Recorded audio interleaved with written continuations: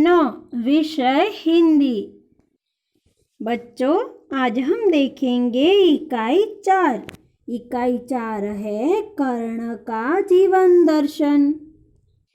बच्चों, इकाई 4 कौन सी है? कर्ण का जीवन दर्शन। कर्ण कौन था? कर्ण कुंती का पुत्र था। पांडवों में वह ज्येष्ठ भी था और श्रेष्ठ भी था। तो था ना कर्ण, पांडव था। कर्ण कौन था? पांडव था और वो ज्येष्ठ था, यानी कि सबसे बड़ा भी था। तो बच्चों, कर्ण के जीवन के बारे में काव्य के रूप में बताया गया है। तो इसके लेखक है रामधारी सिंह दिनकर। कौन है? रामधारी सिंह। इनका जन्म सन 1908 और निधन सन 1974 को हुआ था।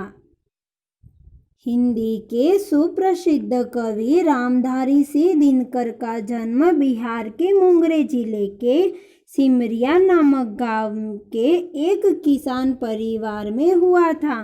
तो इनका जन्म किसान परिवार में हुआ था।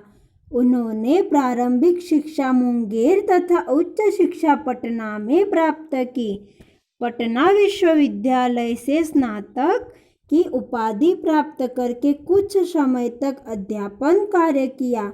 दिनकर जी सीतामढ़ी में सब रजिस्ट्रार और मुजफ्फरपुर कॉलेज में हिंदी विभाग के अध्यक्ष रहे। वे भागलपुर विश्वविद्यालय के उपकुलपति और भारत सरकार की हिंदी सलाहकार समिति के अध्यक्ष भी रहे थे। तो इनके पास बड़ी बड़ी उपाधियां थी। दिनकर जी की सबसे बड़ी विशेषता है अपने देश और युग के प्रति जागरूकता। कवि ने तत्कालीन घटनाओं, विषमताओं का खुलकर चित्रण किया है। उनकी वाणी में शक्ति है, ओज है। उनकी कविता में शोषित और पीड़ित वर्ग की व्यथा और उससे मुक्ति का संघर्ष है। यानी कि वो जो कविताएं लिखते हैं उसमें तत्कालीन, यानी कि जो अभी बन रही घटनाओं के बारे में वो बताते हैं। उर्वशी, रश्मिरथी, रेणुका, हुंकार, रसवंती, कुरुक्षेत्र उनकी काव्य कृतियां हैं। उर्वशी के लिए उन्हें सन 1972 का ज्ञानपीठ पुरस्कार मिला था। संस्कृति के 4 अध्याय उनका चिंतित ग्रंथ है, जिसे साहित्य अकादमी पुरस्कार से सम्मानित किया गया। अंधनारीश्वर, मिट्टी की और आदि उनकी प्रमुख गद्य रचनाएं हैं। उनका कृतित्व गुणवत्ता और परिमाण दोनों दृष्टि से विपुल है, यानी कि बहुत बड़ा है।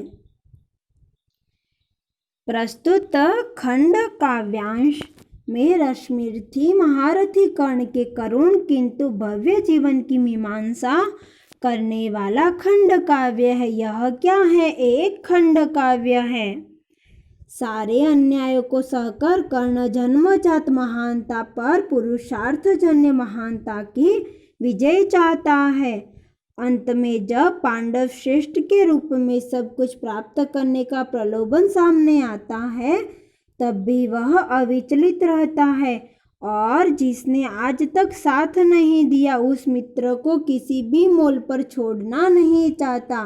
कृष्ण कर्ण को पांडवों के पक्ष में ले आने के लिए उससे मिलते हैं। उस सब गाथा प्रसंग से प्रस्तुत काव्यांश लिया गया है। कविता शुरू करने से पहले हम शब्दार्थ देख लेते हैं। वैभव तो धन दौलत, विलास तो सुख भोग, चाह तो इच्छा या अभिलाषा, परवाह तो चिंता या व्यग्रता, निर्मल तो पवित्र या शुद्ध, करतल तो हथेली, निर्धन तो धन रहित, कंगाल तो और दरिद्र, विभव तो धन संपत्ति और ऐश्वर्य, प्रभुत्व तो अधिक या प्रचुर, अत्यल्प तो बहुत थोड़ा, हास तो निंदा या उपहास, चाकचिक्य तो चमक या चकाचौंध, कंचन तो सुवर्ण या सोना, प्रासाद तो देवताओं या राजाओं का घर, कनकाभ तो सर्विणम आभा वाले, शैल तो पर्वत पहाड़ या चट्टान, दरार तो दरज चीर या फूट, तपह क्षीण तो निर्बल, किरीट तो मुकुट, तेज तो प्रभाव,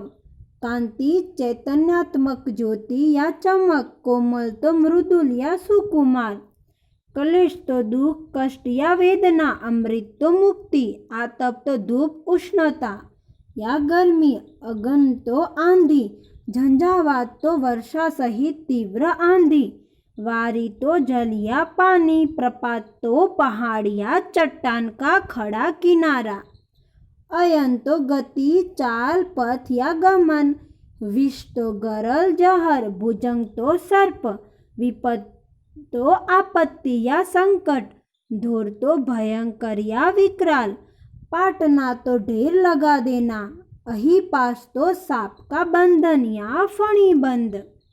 तो बच्चों यह शब्दार्थ आपको आपकी नोटबुक में लिखने हैं। बच्चों अब हम कविता शुरू करते हैं। वैभव विलास की चाह नहीं, अपनी कोई परवाह नहीं, बस यही चाहता हूँ केवल दान की देव सरिता निर्मल, करतल से झरती रहे सदा, निर्धन को भरती रहे सदा। तो यहाँ पर कर्ण श्री कृष्ण से कहता है कि उसे धन दौलत और सांसारिक सुख भोगने की इच्छा नहीं है, वह अपने जीवन की परवाह नहीं करता, उसे अपने जीवन की परवाह नहीं है, उसकी बस यही इच्छा है कि उसके हाथों से दान की पवित्र नदी सदा बहती रहे और निर्धनों को सुखी बनाती रहे। कर्ण कैसा है? वो लोभी और लालची नहीं है, उसे धन दौलत की कोई चिंता नहीं है, सिर्फ वो यही चाहता है कि जिसके पास धन नहीं है यानी कि जो निर्धन है उसकी मदद करे और जो दुखी है उसको सुखी करे। तुच्छ है राज्य क्या है केशव, पाता क्या नर कर प्राप्त विभव, चिंता प्रभुतः अतलपहास, कुछ चाकचिक्य कुछ क्षण विलास। पर वह भी यही गवाना है, कुछ साथ नहीं ले जाना है।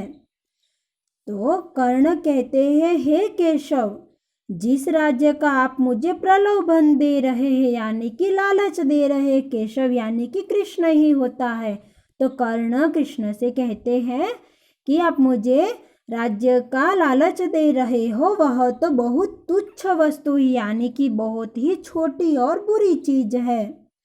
वैभव पाकर मनुष्य को क्या मिलता है? वैभव यानी कि बहुत पैसा हो, धन हो, रहने की सुख सुविधा हो, तो वो कहता है कि वैभव पाकर मनुष्य को क्या मिलता है? वैभव पाकर उसे ढेर सारी चिंताएं और नाम मात्र की हंसी खुशी मिलती है, यानी कि जिसके पास वैभव है उसको सिर्फ नाम मात्र की खुशी मिलती है। थोड़ी बहुत चमक दमक और थोड़े समय के लिए सुख भोग मिल जाता है, पर ये सारी चीजें उसे यही छोड़ देनी पड़ती है और खाली हाथ ही यहाँ से जाना पड़ता है। तो कर्ण कह रहे हैं, वो कितने भी वैभव वाले हो, कुछ भी हमारे पास हो, बहुत गाड़ियाँ हो, बंगले हो, बहुत कुछ हो, लेकिन सब यहीं छूट जाना है। किसी के साथ आता है क्या? नहीं आता। हम खाली हाथ आए हैं और खाली हाथ ही हम जाते हैं, तो इसका क्या मोल? थोड़े दिन चमक दमक रहती है। तो कर्ण कृष्ण से यही कहते हैं, मुझसे मनुष्य जो होते हैं कंचन का भार न ढोते हैं, पाते हैं धन बिखारने को, लाते हैं रतन लुटाने को, जग से न कभी कुछ लेते हैं, दान ही हृदय का देते हैं। तो कर्ण श्री कृष्ण से कहता है कि हे कृष्ण, उसके जैसे मनुष्य सोने का भार नहीं ढोते, यानी कि वो खुद के बारे में बता रहा है कि मेरे जैसे जो लोग होते हैं ना, वो सोना नहीं रखते, सोने का भार वो नहीं लेते, सुख वैभव का जीवन नहीं बताते, वे लोगों में बांटने के लिए ही धन की प्राप्ति करते हैं। तो जो लोग मेरे जैसे होते हैं वो धन इसीलिए संग्रह करते हैं कि वो लोगों को दे सके। उनकी बहुमूल्य वस्तुएं लोगों में बांट देने के लिए ही होती है। वे संसार से कभी कुछ नहीं लेते, अपने हृदय का दान ही करते हैं, दुखियों पर दया करते हैं। तो कर्ण बहुत ही दानेश्वरी है। वो लोगों के दुख दूर करने की सोच रखता है और धन इसीलिए इकट्ठा करता है कि वो लोगों की मदद कर सके। प्रासादों के कनकाब शिखर होते कबूतरों के ही घर। महलों में गरुड़ न होता है, कंचन पर कभी न सोता है। बसता वह कहीं पहाड़ों में, शैलों की फटी दरारों में। तो सोने जैसी चमक दमक वाले राजमहल की चोटियां कबूतरों के ही घर बनती है। गरुड़ पक्षी कभी महल में नहीं होता। कर्ण क्या कहते हैं कि राजमहलों में कबूतर ही रहते हैं ना, बड़े बड़े घर होते हैं, वहां पर कौन रहता है? कबूतर रहते हैं। लेकिन जो गरुड़ बहुत बड़ा पक्षी और बहुत ही अच्छा है, वो सिर्फ कहाँ रहता है? महल में नहीं होता, कबूतर ही महल में रहते हैं। वह सर्विणम बिछौने पर नहीं सोता, उसका निवास तो पहाड़ों में ही होता है। पहाड़ों की फटी दरारें ही उसका घर बनती है। तो वो बताते हैं कि गरुड़ तो पहाड़ों में रहता है, वो कभी महल में नहीं रहता। होकर समृद्धि सुख के अधीन मानव होता है नितप क्षीण। सत्ता किरीट मणिमय आसन करते मनुष्य का तेज हरण। नर विभव हेतु ललचाता है, पर वही मनुज को खाता है। तो कर्ण कहते हैं कि धन दौलत के सुख का गुलाम बनकर मनुष्य अपना तप तेज खो देता है। राजपद मुकुट और मणियों से जड़े हुए सिंहासन मनुष्य के तेज को हर लेते हैं, उसे प्रभावहीन बना देते हैं। मनुष्य धन संपत्ति पाने के लिए ललचाता है, पर यही धन संपत्ति उसे नष्ट कर देती है। तो बहुत लालच अच्छी नहीं होती। बड़े बड़े सिंहासन भी उनका तेज हर लेते हैं, यानी कि बुरी आदतें उनमें डालते हैं। चांदनी पुष्प छाया में पल, नर गले बने सुमधुर। कोमल पर अमृत कलेश का पिए बिना, आतप अदन के में जिए बिना। वह पुरुष नहीं कहला सकता, विघ्नों को नहीं हिला सकता। तो चांदनी और फूलों की छाया अत्यंत सुख सुविधा में पलकर मनुष्य सुंदर और कोमल भले बन जाए, परंतु कष्टों का अमृत पिए बिना, धूप और आंधी सहे बिना न वह पुरुष कहला सकता है और वह न विघ्नों को पार कर सकता है।